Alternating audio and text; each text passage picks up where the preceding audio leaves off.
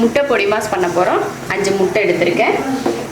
பெரிய வெங்காயம் 2 கட் பண்ணியிருக்கேன். தக்காளி 1, பெரிய தக்காளின்றதுனால 1, சின்னதாக இருந்தால் 2 தக்காளி கட் பண்ணிக்கணும். பச்சை மிளகாய் 1 கட் பண்ணியிருக்கேன் சின்னதாக. பூண்டு ஒரு 4-5 பல் சின்னதாக வெட்டி வச்சுருக்கேன். மல்லித்தலை, கருவேப்பிலை, கொஞ்சம் குழம்பு மிளகாத்தூள்.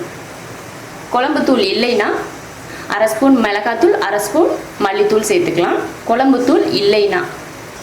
எண்ணெய் காஞ்சிருச்சு. இதில் வெங்காயம் சேர்த்துக்கலாம். வெங்காயம் வந்து கொஞ்சம் அதிகமாக தான் இருக்கணும், அப்போ தான் நல்லாயிருக்கும்.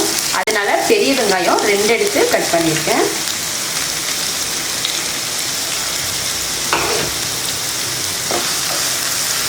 பச்சை மிளகாயும் இதில் சேர்த்துடலாம்.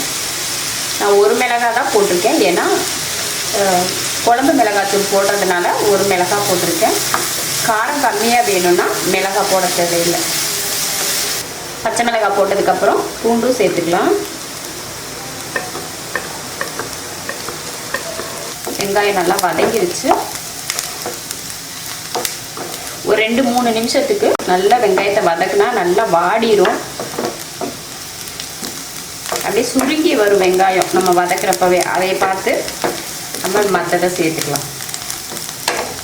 அடுத்து தக்காளி சேர்த்துடலாம். தக்காளி வதங்க கொஞ்சமாக உப்பு. தக்காளி நல்லா வதங்கிருச்சு. இப்போ குழம்பு தூள் சேர்த்துக்கலாம்.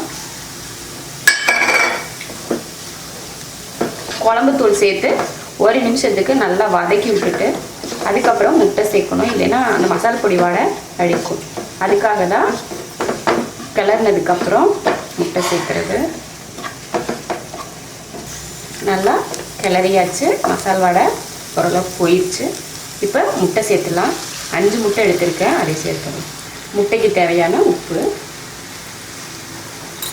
இதை நல்லா கிளம்பிடும்.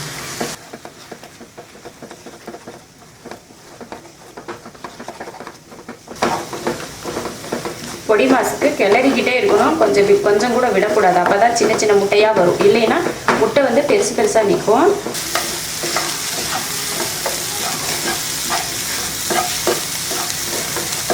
அவ்வளோதான். முட்டை நல்லா கலந்தாச்சு. நல்லா அதில் இருக்க ஈரப்பதம் எல்லாம் போயிடுச்சு. அடுத்து மல்லித்தலையை சேர்த்துடலாம்.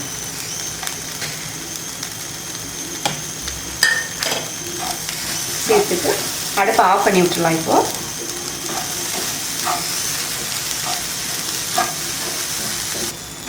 முட்டை பொடி மாஸ் ரெடி ஆயிடுச்சு. அவ்வளோதான். சாப்பாட்டுக்கு சைடிஷாக மட்டும் இல்லை, சப்பாத்திக்கும் சைடிஷாக வச்சுக்கிறதுக்கும் ரொம்ப நல்லாயிருக்கும்.